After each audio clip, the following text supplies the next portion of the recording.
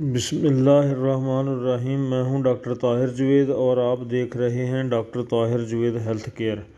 ناظرین، آج کا ہمارا موضوع ہے تھائرائیڈ گلینڈز، ان کی خرابی اور اس کے مردوں پر اثرات۔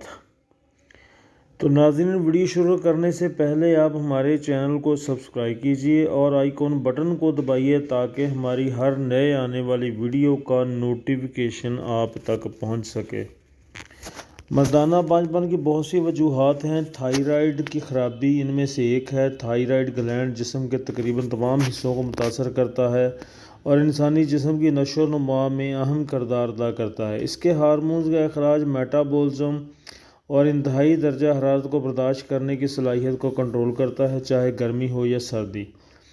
تھائرائیڈ گلینڈ، جو پہلے سمجھا جاتا تھا کہ مردانہ زرخیزی پر کوئی اثر نہیں ڈالتا، اب اسے مردانہ تولیدی افعال میں اہم کردار کے طور پر تسلیم کیا جا رہا ہے۔ اس بلاگ میں آپ سے شیئر کریں گے کہ تھائرائیڈ کیا ہے اور یہ مردانہ زرخیزی پر کیسے اثر انداز ہوتا ہے اور کن طریقوں سے علاج ممکن ہے۔ تھائرائیڈ گلینڈ کیا ہے؟ تھائرائیڈ گلینڈ ایک تتلی کی شکل کا عضو ہے جو گردن کے نیچے واقع ہے۔ یہ ہارمونز جاری کرتا ہے جو میٹابولزم کو کنٹرول کرتا ہے۔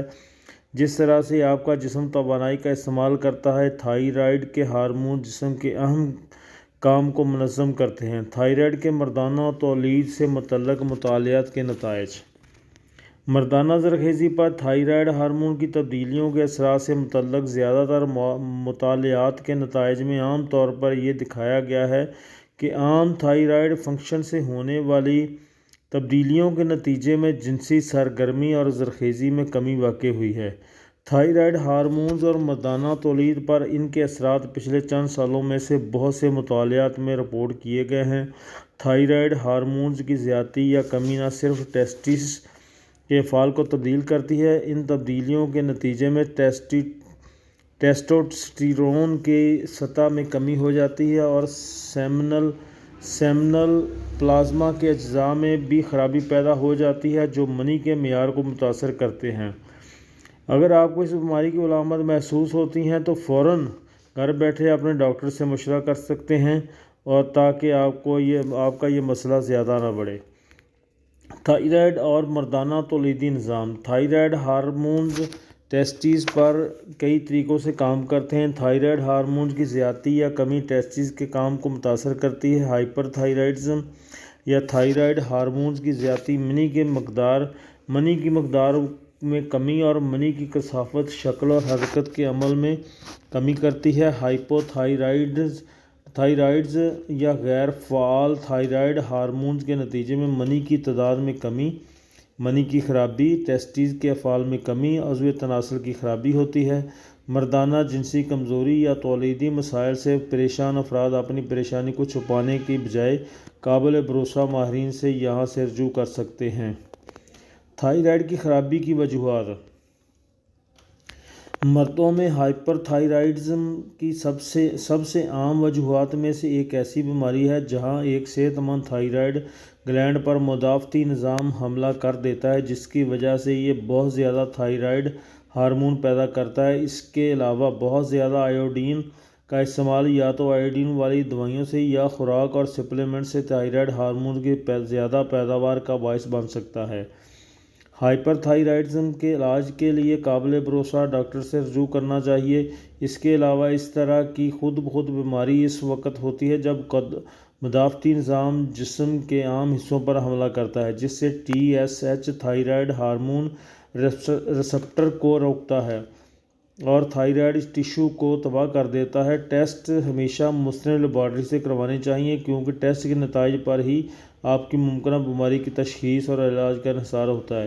اس سلسلے میں اپنے منی ٹیسٹ یا سپرم DFI ٹیسٹ کروانے کے لیے بہترین لیب کا انتخاب کریں۔ مردوں میں تھائرائیڈ کی خرابی کی علامات۔ مردوں میں غیر فعال تھائرائیڈ کی کچھ علامات یہ ہیں: تھکاوٹ، خشک جلد اور ٹوٹے ہوئے ناخن، سردی کا لگنا، ذہنی دباؤ، قبض، بڑھتا وزن، پٹھوں میں زخم۔ مردوں میں زیادہ فعال تھائرائیڈ درجہ ذیل علامات میں سے کچھ کا سبب بن سکتا ہے، جیسے تھائرائڈ، گلٹی کی سوجن سے جیسے گوئٹر کہتے ہیں، بہت گرمی اور پسینہ محسوس کرنا، گرم جلد جس میں خارش ہو سکتی ہے، بے چینی، ہاتھ کی کپکپاہٹ، آرام کرتے ہوئے بھی دل کی بے قاعدہ دھڑکن یا سانس لینے میں دشواری، وزن میں کمی، بار بار اور بعض اوقات موشن اور ٹوٹے ہوئے بال یا قبل از وقت گنجا پن ہو سکتا ہے۔ تھائرائڈ کی خرابی کی وجہ سے مردانہ بانجھ پن کا علاج۔ تھائرائڈ کی خرابی کی وجہ سے مردانہ بانجھ پن کا علاج کیا جا سکتا ہے اور hypo thyroidism hormone replacement therapy سے تبدیل ہو سکتا ہے۔ پرائمری ہائپو تھائرائڈزم والے مردوں میں مفت ٹیسٹوسٹیرون کی مقدار کو اس علاج سے معمول پر لایا جا سکتا ہے۔ اس کے علاوہ ہائپر تھائرائڈزم کے لیے اینٹی تھائرائڈ ادویات جس کی وجہ سے تھائرائڈ کم ہارمونز پیدا کرتا ہے، تابکار آیوڈین اور سرجری بھی تھائرائڈ کے افعال کو معمول پر لانے کے لیے مؤثر علاج ہے۔ Hypo thyroidism hormones replacement therapy کے لیے ماہر اور مستند ماہرین سے رابطہ کرنا چاہیے۔ تھائرائڈ کی خرابی کی وجہ سے مردانہ بانجھ پن کا گھریلو علاج۔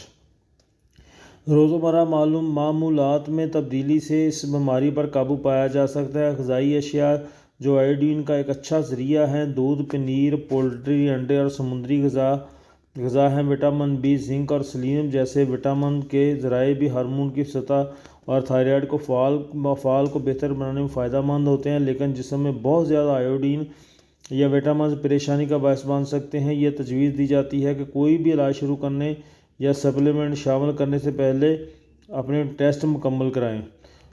تھائرائڈ گلینڈ گلے میں بالکل سامنے کی طرف ہوتا ہے۔ یہ جسم کا بہت اہم گلینڈ مانا جاتا ہے کیونکہ جسم میں غذا کے ذریعے حاصل ہونے والی تمام اجزاء کے میٹابولزم کا کام کرتا ہے، یعنی غذا کے اجزاء کو تحلیل کرنے سے لے کر ہضم کرنے، توانائی حاصل کرنے اور جسم میں ان کے استعمال کو مجموعی طور پر تھائرائڈ گلینڈ ہی کنٹرول کرتا ہے۔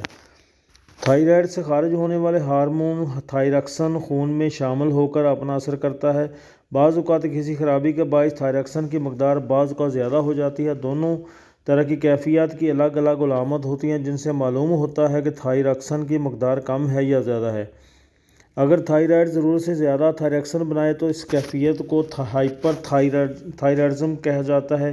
اس سے ہونے والی علامات یہ ہو سکتی ہیں: وزن میں کمی، دل کا تیز دھڑکنا، بلڈ پریشر بڑھنا، جسم میں کپکپاہٹ، ہاتھوں کا کانپنا، بہت زیادہ پسینہ آنا، گرمی ناقابل برداشت ہونا، بے چینی، فکر مندی یا ہر وقت تشویش میں مبتلا رہنا، گھبراہٹ رہنا، پٹھوں کا کمزور ہو جانا، آنکھیں پھٹی نظر آنا، نیند کی کمی، اکثر پیٹ خراب یا دست لگنا، نظر خراب ہونا یا دھندلا نظر آنا، خواتین کو ایام میں بے قاعدگی۔ اس کے برعکس تھائراکسن کی کمی ہائپو تھائرائڈزم کی کہلاتی ہے۔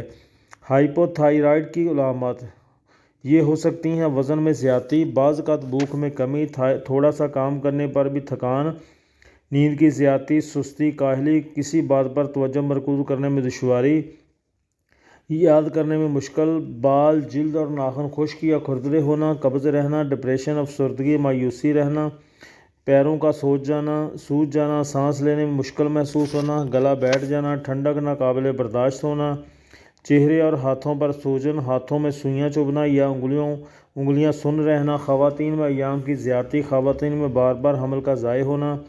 تھائراکسن کی زیادتی ہونے کی وجہ سے اکثر مدافعتی نظام کی خرابی ہوتی ہے۔ مدافعتی نظام اپنے ہی جسم کے کسی حصے کو جراثیم سمجھ کر اس پر حملہ کر دیتے ہیں اور اسے ضائع کرنے یا خراب کرنے کی کوشش کرتے ہیں۔ تھائرائڈ گلینڈ کے اپنے سائز سے بڑا ہو جانے کے باعث یہ گلے میں گلڑ کی شکل میں نمایاں ہو جاتا ہے۔ اسے چیک کرنے کے لیے سر کو تھوڑا پیچھے کی جانب کر کے سامنے دیکھیں اور تھوک نگلیں۔ اگر گلڑ چھوٹا بھی ہوگا تو نمایاں ہو جائے گا۔ گلڑ کی موجودگی میں تھائراکسن کم بھی ہو سکتا ہے اور زیادہ بھی۔ عموماً بالکل درمیان میں چھوٹی سی گلٹی ٹیومر یا کینسر ہو سکتی ہے، جبکہ بڑا یا بہت نمایاں گلڑ اکثر کینسر نہیں ہوتا۔ کینسر کی تشخیص کے لیے تھائرائڈ کا اسکین کروانا لازمی ہے، جس کے بعد ضرورت پڑنے پر بائیاپسی کی جاتی ہے۔ تھائراکسن ہارمون کی مقدار میں چیک کرنے کے لیے خون میں چیک کیا جاتا ہے۔ T3 T4 TSH تھائرائڈ کا ہارمون نہیں TSH، بلکہ یہ دماغ سے خارج ہوتا ہے جو تھائرائڈ کے ہارمون بنانے کی مقدار کو کنٹرول کرتا ہے۔ زیادہ ہوگا تو اس کا TSH اگر مطلب تھائرائڈ خود کم ہارمون بنا رہا ہے اور دماغ سے اسے زیادہ بنانے کا حکم دینے کے لیے خارج کر رہا ہے۔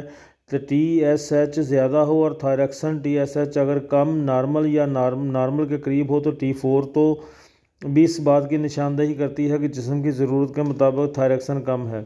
ایسی صورت میں کچھ دن بعد دوبارہ ٹیسٹ ضرور کرنا چاہیے تاکہ ڈاکٹر سے مشورے سے معمولی مقدار میں دوا شروع ہو جائے۔